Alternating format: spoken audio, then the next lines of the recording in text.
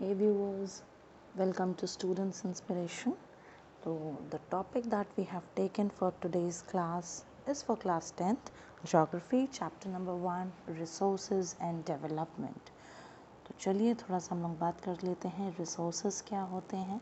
तो as we all know, anything that satisfies our need, ऐसी कोई भी चीज़ जो हमारी ज़रूरत को पूरा करती है, हमारी लाइफ को कंफर्टेबल बनाती है, हमारी जीवन को आसान बनाती है, इन सभी को हम रिसोर्सेज कह सकते हैं. Example like if it is dark time, अंधेरा हो रहा है या रात हो रही है, हमारे पास इलेक्ट्रिसिटी है, इलेक्ट्रिक बल्ब्स हैं, CFLs हैं, जो एज अ रिसोर्स काम करते हैं. क्यों? क्योंकि उन्होंने हमारी मुश्किलों को आसान बना दिया. In the same way we are feeling hungry, हमें भूख लग रही है, बहुत भूख लग रही है, पेट में दर्द हो रहा है. We got something to eat. So the thing that we got to eat worked as a resource. Why? Because it quenched our hunger. हमारी भूख को उसने शांत कर दिया. अगर हम बात करें डेवलपमेंट की, तो डेवलपमेंट क्या होता है? डेवलपमेंट होता है किसी भी चीज़ का लोअर टू हायर लेवल तक जाना. जब हम किसी चीज़ को कम से कम और फिर उससे ज़्यादा, उससे ज़्यादा, उससे ज़्यादा बेहतर बनाते चलते हैं, तो इसे हम डेवलपमेंट कहते हैं. ज़्यादा दूर ना जाएं, अपनी ही लाइफ में लोग देख सकते हैं कि आज से 5 साल पहले हम क्या थे और आज क्या हैं. अगर हमारे लाइफ स्टैंडर्ड में, अगर हमारे स्टेटस में चेंजेस हुए, इसका मतलब वी हैव गॉट डेवलप्ड. तो चलिए चैप्टर को शुरू करते हैं. क्योंकि हमारा चैप्टर है रिसोर्सेज, तो थोड़ा सा हम लोग पढ़ेंगे क्लासिफिकेशन ऑफ रिसोर्सेज. अगर हम बात करते हैं क्लासिफिकेशन ऑफ रिसोर्सेज की, यानी रिसोर्सेज को अगर डिस्ट्रीब्यूट करना हो तो कई तरह से हम लोग डिस्ट्रीब्यूट कर सकते हैं. जिसमें फर्स्ट आता है हमारा on the basis of origin. Origin यानी उनके पैदा होने के या उनके ऑब्टेनमेंट के प्लेस से. तो from where we are obtaining the resources, that is said to be on the basis of its origin. तो ये हो सकते हैं हमारे दो तरह के, बायोटिक और एबायोटिक. बायोटिक होते हैं हमारे लिविंग एलिमेंट्स, इसमें आ जाते हैं हमारे फ्लोरा, फौना और लाइव स्टॉक. दूसरे हैं हमारे एबायोटिक. एबायोटिक में आ जाते हैं हमारे नॉन लिविंग एलिमेंट्स, इसमें आ जाते हैं हमारे रॉक्स, मेटल्स और मिनरल्स. अगर हम बात करते हैं एग्जॉस्टिबिलिटी के बेसिस पे कि हम किसको कितना यूज़ कर सकते हैं या किस हद तक यूज़ कर सकते हैं, तो ये होते हैं on the basis of exhaustibility. इसमें हमारी दो कैटेगरीज आती हैं, रीन्यूएबल और नॉन रीन्यूएबल. रीन्यूएबल वो होते हैं which can be reused again and may not and. वो जिन्हें हम बार बार इस्तेमाल कर सकते हैं और शायद इतनी जल्दी ख़त्म नहीं होंगे, जैसे कि वाटर, सोलर, विंड एनर्जी. ये होते हैं हमारे रीन्यूएबल रिसोर्सेज. अगर हम बात करते हैं नॉन रीन्यूएबल की, ये वो होते हैं जो एक ना एक दिन ख़त्म हो ही जाएंगे, जैसे कि हमारे fossil fuels, minerals and metals. Now if we talk about on the basis of development, तो अगर हम डेवलपमेंट के बेसिस पे बात करते हैं तो इन्हें हम 4 पार्ट्स में डिवाइड कर सकते हैं. फर्स्ट और सेकंड है हमारे पोटेंशियल और डेवलप्ड. पोटेंशियल क्या है? पोटेंशियल रिसोर्सेज वो होते हैं जो किसी रीजन में पाए तो जाते हैं बहुत एबंडेंस में, बहुत अच्छी क्वांटिटी में, लेकिन उनका जो यूजेज है वो हो सकता है हाईली एक्सपेंसिव हो, जिसकी वजह से हम उसे यूज़ नहीं कर पा रहे हैं. जैसे कि गुजरात और राजस्थान में विंड और सोलर एनर्जी का एबंडेंस है, लेकिन we can not use it. Why? Because its usage is highly expensive. Now if we talk about developed resources वही हैं जिनको हम बड़े अच्छे से, बहुत अच्छी हाई क्वांटिटी में डेली लाइफ में यूज़ कर रहे हैं, जिन पे सर्वे हो चुका है और हमें पता है it is good for utilisation.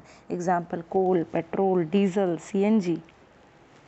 Now if we talk about stock and reserves, stock resources क्या हैं और रिजर्व्ड रिसोर्सेज क्या हैं?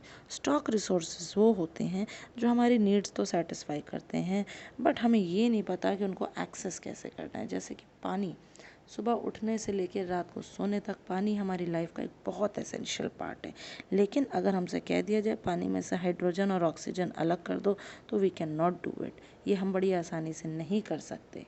अगर हम बात करें रिजर्व्ड रिसोर्सेज की, ये क्या होते हैं?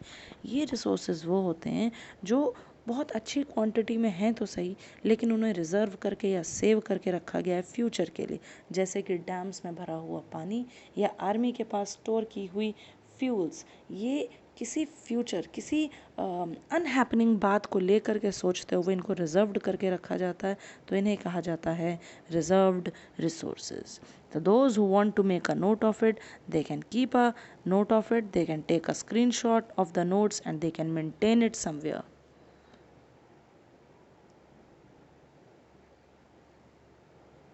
Well, now moving towards the next part, that is development of resources. तो भाई अगर हम बात करते हैं डेवलपमेंट ऑफ रिसोर्सेज की, तो इतनी बात तो हम सब बड़ी आसानी से समझ चुके हैं कि resources free gifts of nature हैं, जिस पर किसी का इंडिविजुअली अधिकार तो नहीं है, लेकिन फिर भी कई बार हम लोग अधिकार जमा लेते हैं। कैसे? पहला, एक तो हम इसको इनडिस्क्रिमिनेटली यूज़ किए जा रहे हैं। इनडिस्क्रिमिनेटली यूज़ क्यों किए जा रहे हैं? क्योंकि भाई अगर हमें कोई लग्जरी का आइटम मिल जाए या अगर हमें कोई फ्री गिफ्ट मिल जाए कहीं, then why we think that how much we should use, but when we start expending lot of money over it, then the time comes to think over it, to save it, to conserve it. तो देखते हैं ज़रा इस indiscriminate usage of resources की वजह से क्या क्या प्रॉब्लम्स आ गई हैं, जैसे कि डिप्लीशन ऑफ रिसोर्सेज। बिल्कुल अब रिसोर्सेज की कमी होने लगी है, और तो और ये जो रिसोर्सेज है ये कुछ हाथों तक पहुंच गया है। कैसे? क्योंकि भाई कुछ सोसाइटी को इसने दो सेगमेंट्स में डिवाइड कर दिया है, एक रिच और एक पुअर। तो रिच वो हैं those who are earning lot of money using these resources and developing new resources to earn money, they are getting richer and richer, and those who are not having lot of money to use that resources, they are getting poorer and poor. और ये जो resources है ये सिर्फ कुछ ही हाथों तक जाके रह गया है।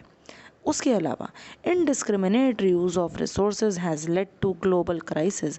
अब ये जो अंधाधुंध हम लोग रिसोर्सेज को यूज़ किए जा रहे हैं, भाई पेट्रोल मिल गया तो इस्तेमाल किए ही जा रहे हैं, किए ही जा रहे हैं। लाइफ को कंफर्टेबल बात बनाने की बात थी, ये थोड़ी ना था कि अगर एक गली से दूसरी गली में जाना है तो भी हम बाइक से ही जाएंगे या तो भी हम कार से ही जाएंगे।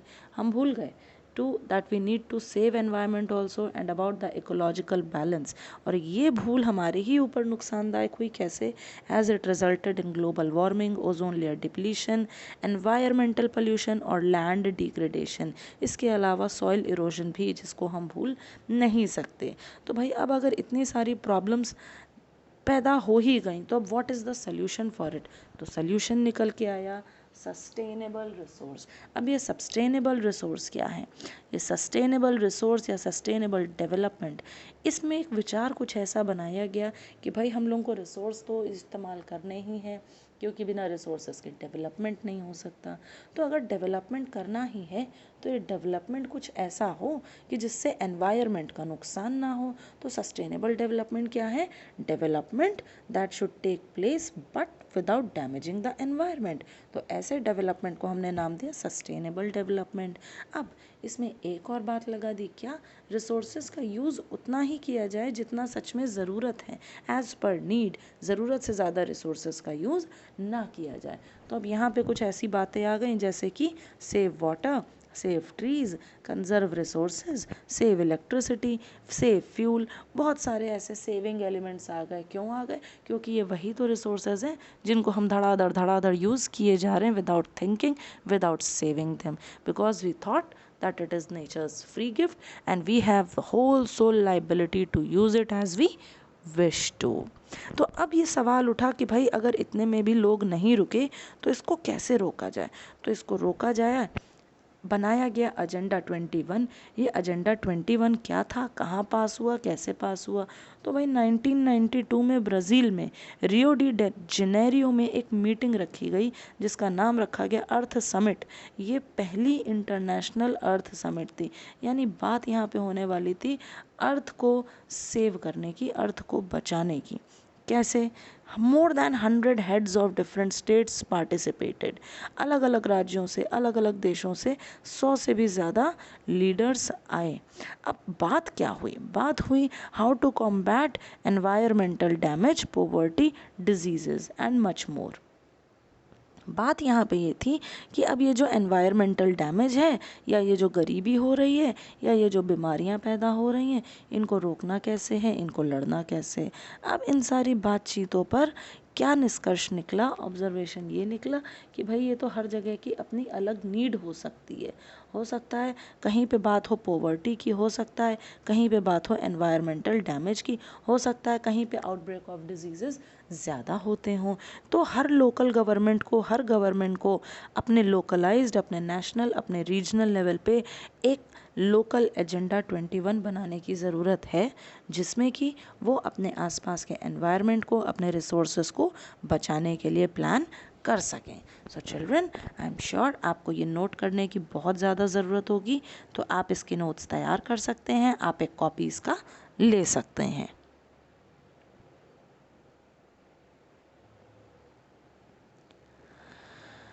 Okay, now coming to the next point, जो कि है रिसोर्स प्लानिंग। अब भाई हमें पता चल गया रिसोर्सेज हमारे पास क्या क्या हैं, हमने उनको इनडिस्क्रिमिनेटली यूज़ भी कर लिया, और यूज़ करने के बाद हमारे पास सस्टेनेबल डेवलपमेंट जैसी बात भी आ गई, जहाँ पे हमारे पास आर्टिकल राइटिंग के बहुत सारे टॉपिक्स मिल गए थे हमें, save water, save trees, save wildlife and blah blah. तो अब बात आती है कि भाई हमें रिसोर्सेज की प्लानिंग करनी चाहिए। कैसे? अब ये प्लानिंग का जो प्रोसेस है, इसमें 2 स्टेप्स बड़े इंपॉर्टेंट हैं। क्या क्या? पहला, identification and inventory of resource, और दूसरा, इवॉल्विंग अ प्लानिंग स्ट्रक्चर। तो पहले में क्या है भाई, पहले तो आइडेंटिफाई करो कि रिसोर्सेज कहाँ अवेलेबल हैं और कितने अवेलेबल हैं, उसकी क्वालिटी क्या है, और उसको हम किस हद तक यूज़ कर सकते हैं। अच्छा, दूसरा step, evolving a planning structure, यानी भाई रिसोर्सेस पता तो चल गया कि कहाँ है, कितना है, कैसा है, किस काम आएगा, लेकिन उसका जो यूज़ होना चाहिए, it should be very planned so that it does not cause any damage to the environment. तो ये तो हो गया रिसोर्स प्लानिंग, और यही रिसोर्स प्लानिंग हमारे इंडिया में भी चलती है। लेकिन अब सवाल यहाँ पे ये उठ जाता है कि रिसोर्स प्लानिंग की ज़रूरत क्यों है, क्यों पड़ी रिसोर्स प्लानिंग की ज़रूरत। ठीक है, तो भाई देख लेते हैं ज़रा, रिसोर्स प्लानिंग की ज़रूरत इसलिए पड़ी क्योंकि हर जगह सब कुछ अवेलेबल नहीं हो सकता। जैसे कि अगर हम इंडिया के कुछ स्टेट्स की बात करें, तो हम देखते हैं झारखंड, छत्तीसगढ़ और मध्य प्रदेश में मिनरल्स और कोल डिपॉजिट बहुत ज़्यादा है। अगर हम बात करें अरुणाचल प्रदेश की, तो यहाँ पे पानी तो बहुत अवेलेबल है, लेकिन इंफ्रास्ट्रक्चरल डेवलपमेंट की कमी है। अगर हम बात करते हैं राजस्थान की, तो यहाँ पे हाई सोर्स ऑफ विंड और सोलर एनर्जी है, but it is so expensive that we can not use it. अगर हम बात करते हैं लद्दाख की, तो ये रिच कल्चरल हेरिटेज है, लेकिन it is also dealing with the deficiency of water, and because of that there is no proper infrastructural development. तो अब इससे बात क्या निकल के आई? इससे बात निकल के आई that there should be balanced resource planning at national, state, regional और लोकल लेवल। यानी रिसोर्स प्लानिंग जो होनी चाहिए वो भी बैलेंस्ड होनी चाहिए। ये नहीं कि अगर झारखंड और छत्तीसगढ़ से हमें मिनरल्स और कोल मिल रहे हैं तो एक बार में सारा मिनरल्स और कोल निकाल के बैठ गए, ये नहीं हो सकता। ठीक है, यानी हमारी जो प्लानिंग होनी चाहिए वो बहुत ही अप्रोप्रिएट और वेल बैलेंस्ड होनी चाहिए, जिससे कि एनवायरनमेंट को, इकोलॉजी को किसी भी तरीके का कोई नुकसान ना हो, हमारा भी काम चलता रहे, और जो हमें रिसोर्सेज मिले हुए हैं हम उसका मिसयूज़ भी ना करें। आई एम श्योर आपको ये भी नोट करना होगा, तो आप इसे भी नोट कर सकते हैं। वेल, अब बड़ा इम्पॉर्टेंट एक हमारे बीच टॉपिक है जो कि है लैंड रिसोर्स। क्योंकि भाई जिस धरती पे हम लोग रह रहे हैं, जहाँ से हमें ये सारे मिनरल्स, मेटल्स, पानी, वाटर, ये सारे भी एलिमेंट्स जो मिल रहे हैं, जिनको हम यूज़ कर रहे हैं भरपूर, ये कहाँ से आ रहा है? ये आ रहा है लैंड से। तो ये लैंड क्या है? लैंड भी एक बहुत ही इम्पॉर्टेंट रिसोर्स है।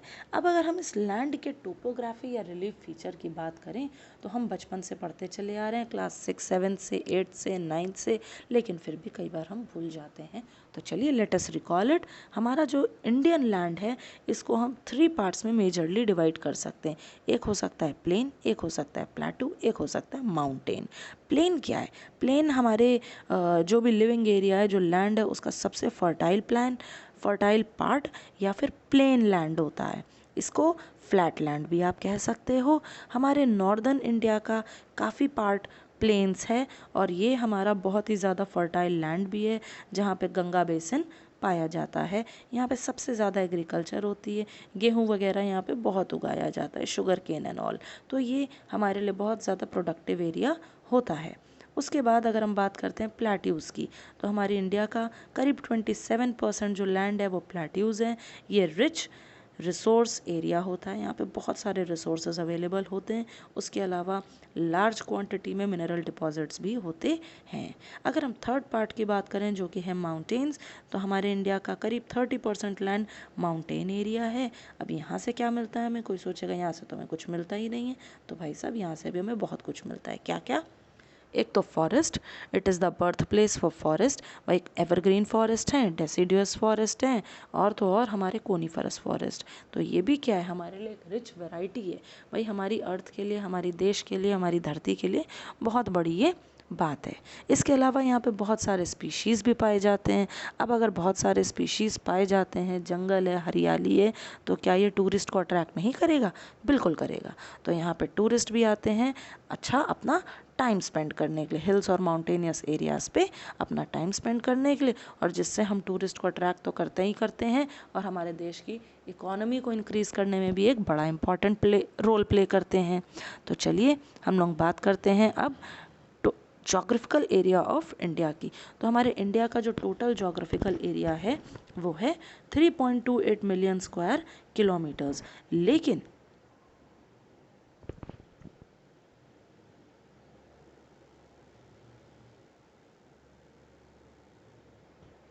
सिर्फ 93% लैंड ही इसका यूजेबल है। क्यों? क्योंकि असम और जम्मू कश्मीर के कुछ पार्ट्स जो पाकिस्तान और चाइना ने ऑक्यूपाई कर रखे हैं, वो अभी भी हमारे सर्वे से, हमारे लैंड एरिया के जो डिटेल्ड काउंटिंग है उससे थोड़ा सा बाहर है। अब हमें ये तो पता चल गया कि भाई लैंड हमें क्या क्या दे सकता है। तो अगर हमें कोई कुछ देता है तो क्या हम उसका यूज़ नहीं करते हैं? बहुत ज़्यादा यूज़ करते हैं। तब तक करते हैं जब तक हम उसको डिग्रेड ना कर दें। तो यहाँ पे बात आ जाती है लैंड डिग्रेडेशन की। भाई अब हम लैंड का इस्तेमाल कर रहे हैं तो हम उसको डिग्रेड भी कर रहे हैं। क्यों कर रहे हैं? क्योंकि 95% ऑफ आवर बेसिक नीड्स, चाहे वो फूड हो, शेल्टर हो, क्लॉथिंग हो, डेवलपमेंट हो, ये सब कुछ हमें लैंड से ही ऑब्टेन होता है। अच्छा, अब ये डिग्रेड कैसे होता है? ये डिग्रेड होता है ह्यूमन एक्टिविटीज़ से। जो हम ह्यूमन एक्टिविटीज़ करते रहते हैं, क्या क्या, वो भी बताएंगे। लेकिन उसके अलावा कुछ नेचुरल प्रोसेसेस भी लैंड को डैमेज कर देते हैं, और यही जो डैमेजिंग ऑफ लैंड होता है इसको हम कह देते हैं लैंड डिग्रेडेशन। तो इसमें क्या इंपॉर्टेंट एक्शंस हैं जो लैंड को डिग्रेड करते हैं? इसमें सबसे पहला आता है डिफॉरेस्टेशन। ये हम सभी को पता है भाई, हम जंगलों को बड़ी आसानी से और अंधाधुंध काटते चले जाते हैं अपनी बहुत सारी रिक्वायरमेंट्स को पूरा करने के लिए। तो उसके अलावा जो दूसरा इंपॉर्टेंट पॉइंट है वो है ओवरग्रेजिंग, माइनिंग, क्वेरिंग। ये कुछ स्टेप्स हैं जिनकी वजह से लैंड डिग्रेडेशन हो रहा है।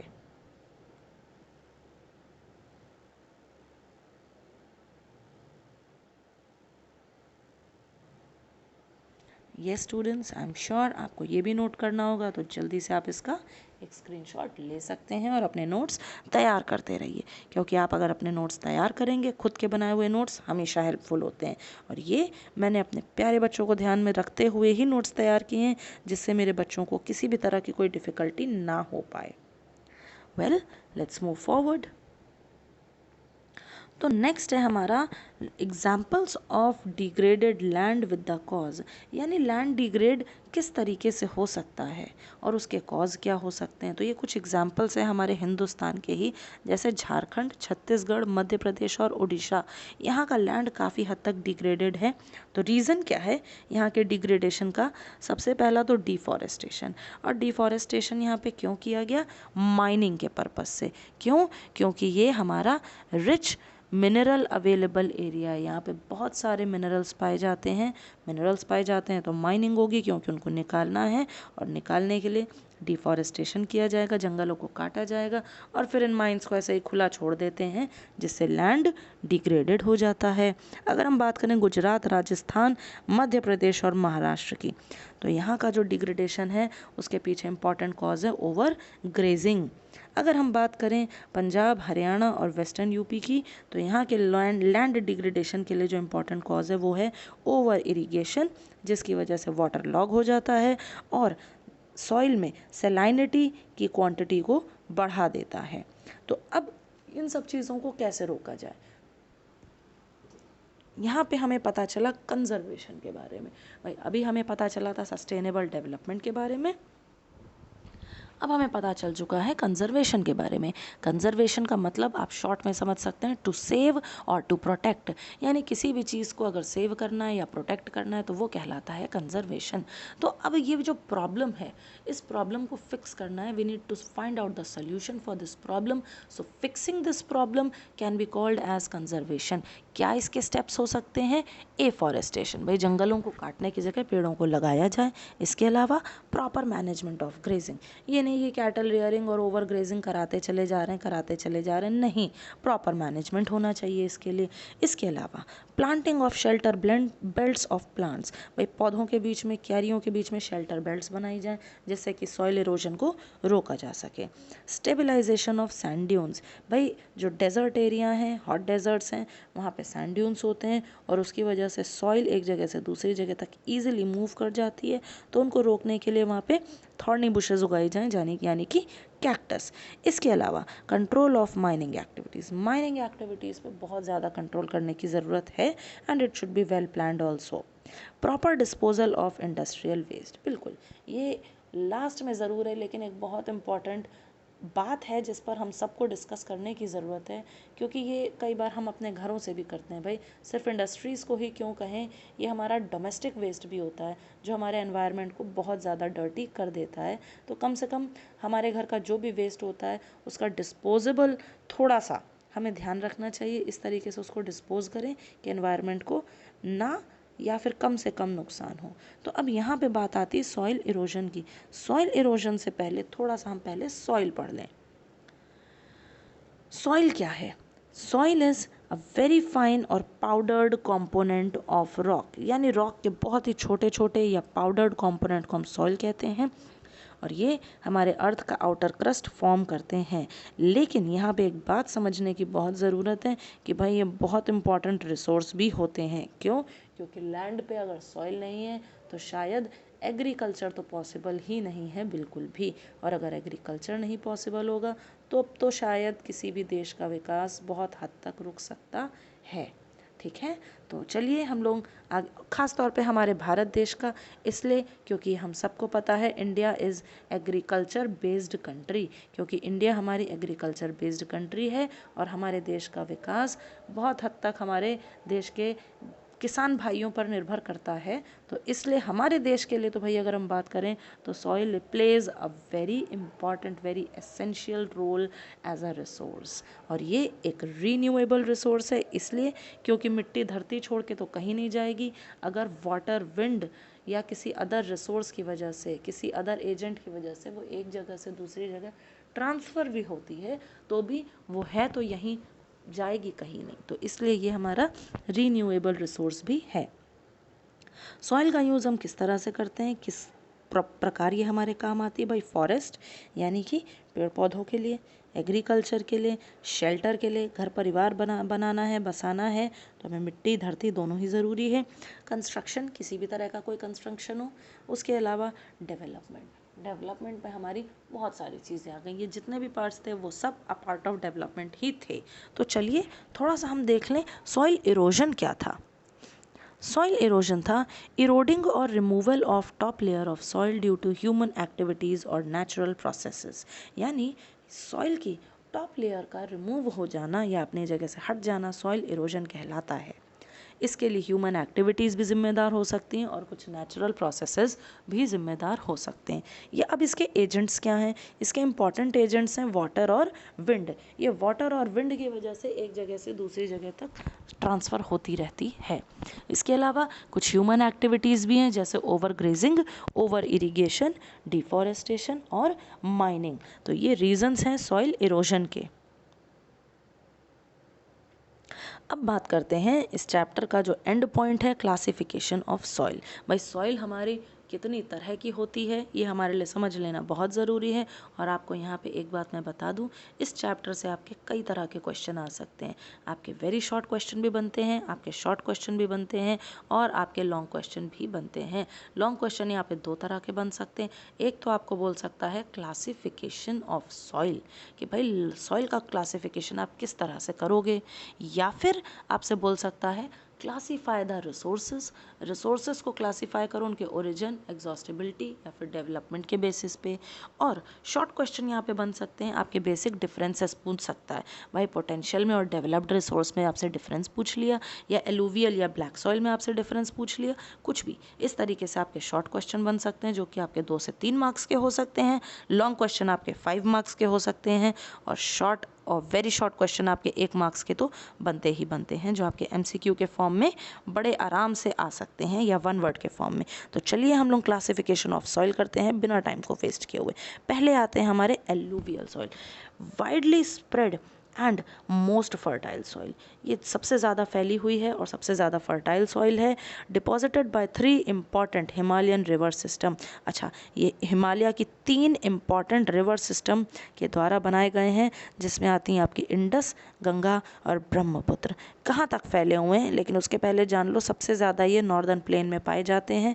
इसके अलावा राजस्थान और गुजरात के भी कुछ पार्ट्स में फैले हुए हैं। इतना ही नहीं, कोस्टल प्लेन्स में भी, ईस्टर्न कोस्टल प्लेन्स में भी पाए जाते हैं, जो कि deltas of river, Mahanadi, Godavari, Krishna और कावेरी का एक बहुत इम्पॉर्टेंट प्लेस है। अच्छा, अब एलुवियल सॉइल को हम फर्दर 2 पार्ट्स में डिवाइड कर सकते हैं। एक होती है खादर, जिसको हम न्यू एलुवियल सॉइल कहते हैं, दूसरी हमारी बंगार, जिसको कि हम ओल्ड एलुवियल सॉइल कहते हैं। अब यहाँ पे थोड़ा सा बात ध्यान रखने की है, भाई न्यू एलुवियल सॉइल है तो ये ज़्यादा फर्टाइल है, वो ओल्ड एलुवियल सॉइल है तो वो अपनी फर्टिलिटी को धीरे धीरे खो रही है, यानी वो लेस फर्टाइल सॉइल है। अब दूसरी हमारी आती है ब्लैक सॉइल। ब्लैक सॉइल का नाम ब्लैक इसलिए है क्योंकि वो डार्क होती है, ब्लैक इन कलर होती है, लेकिन ये आइडियल होती है कॉटन प्लांटेशन की। इसको हम रेगूर सॉइल भी कहते हैं। ये प्लेट्यू एरिया कवर करती है महाराष्ट्र, सौराष्ट्र, मालवा, मध्य प्रदेश और छत्तीसगढ़ की। इसके अलावा south east part Krishna Godavari valley पर भी हमारी ब्लैक सॉइल पाई जाती है। अच्छा, ये सबसे ज़्यादा फेमस किस लिए है? अपनी कैपेसिटी टू होल्ड मॉइस्चर की वजह से, क्योंकि ये मॉइस्चर को बहुत अच्छे से होल्ड कर सकती है, इसलिए ब्लैक सॉइल को एक अच्छी सॉइल माना जाता है। ये रिच इन मिनरल्स भी होती है। कौन कौन से मिनरल्स ब्लैक सॉइल में पाए जाते हैं, कई बार क्वेश्चन बन जाता है, कैल्शियम कार्बोनेट, मैग्नीशियम, पोटाश और लाइम। अच्छा, एक और इम्पॉर्टेंट बात, हॉट वेदर में इसमें डीप क्रैक्स भी डेवलप हो जाते हैं।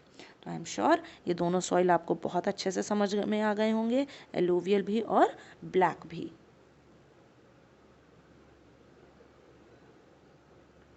तो चलिए हम लोग देखते हैं हमारे आगे के सॉइल्स। आगे हैं हमारे red and yellow soil, arid soil, laterite soil और फॉरेस्ट सॉइल। तो चलिए देखते हैं रेड एंड येलो सॉइल। तो ये रेड एंड येलो सॉइल को बिल्कुल हमने नाम इसीलिए दिया है क्योंकि ये रेड या येलो कलर में होती है। अब इसका ये रेड या येलो कलर कैसे आता है? Because of crystalline igneous rocks in the areas of low rainfall. वही जहाँ पे कम बारिश होती है और जहाँ इग्नियस रॉक्स पाए जाते हैं वहाँ पे ये सॉइल होती है। तो ये कौन सी जगह है? ये है ईस्टर्न और southern part of Deccan plateau.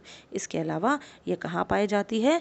Parts of Odisha में, छत्तीसगढ़ में, south part of middle Ganga plain में, यानी गंगा प्लेन में भी जो साउथ पार्ट है वहाँ भी हमें रेड और येलो सॉइल देखने को मिल जाती है। तो अब इसका रेड कलर क्यों होता है और येलो कलर क्यों होता है? रेड इसका कलर इसलिए होता है क्योंकि इसका डिफ्यूजन होता है आयरन का डिफ्यूजन होता है इन क्रिस्टलाइन एंड मेटामॉर्फिक रॉक्स, यानी क्रिस्टलाइन और मेटामॉर्फिक रॉक्स में आयरन पाया जाता है और हमें पता है आयरन ऑक्साइड रेड कलर बनाता है, तो इसलिए इस सॉइल का कलर रेड भी होता है। लेकिन जब ये हाइड्रेटेड फॉर्म में होती है, जब ये मॉइस्चर मिक्स्ड फॉर्म में होती है तो इसका कलर येलो हो जाता है। अब आती है हमारी एरिड सॉइल। तो एरिड सॉइल हमारी कौन सी होती है? एरिड सॉइल हमारी वो होती है जो हमारे डेजर्ट एरिया में पाई जाती है।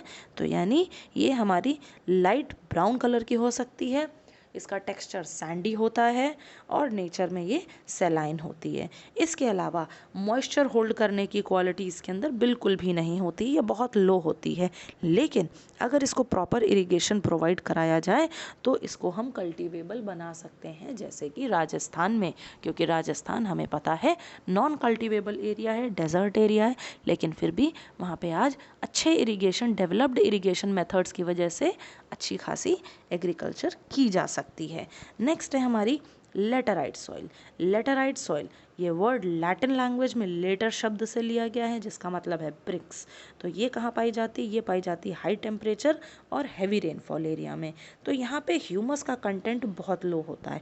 रीज़न क्या है? रीज़न है micro organism die in high temperature. भाई मिट्टी में जो माइक्रो ऑर्गेनिज्म होते हैं जो उसको फर्टाइल बनाते हैं वो मर जाते हैं हाई टेम्परेचर की वजह से। अब अगर माइक्रो ऑर्गेनिज्म ख़त्म हो गए तो फर्टिलिटी का तो कोई चांस ही नहीं बचा। लेकिन इस लैंड को, इस सॉइल को भी फर्टाइल बनाया जा सकता है अगर हम एडिक्वेट डोज ऑफ फर्टिलाइज़र या मैन्योर का इस्तेमाल करें और कोशिश करें ये ऑर्गेनिक हो तो ज़्यादा अच्छा है। ये कहाँ पाई जाती है? ये पाई जाती है कर्नाटक, तमिलनाडु, केरल, मध्य प्रदेश, असम और हिली पार्ट्स ऑफ ओडिशा में। ये सूटेबल होती है for growing T and coffee and cashew nuts. Last है हमारी फॉरेस्ट सॉइल। फॉरेस्ट सॉइल बिल्कुल हमारे जंगलों में पाई जाती है। जंगल हमारे अब कहाँ रह गए हैं, क्योंकि सारे तो हमने काट डाले, तो जो बचे कुछ जंगल है वो कुछ पहाड़ों पे ही रह गए हैं।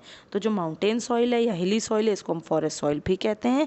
इसका टेक्सचर अपर और लोअर पार्ट में वेरी कर सकता है।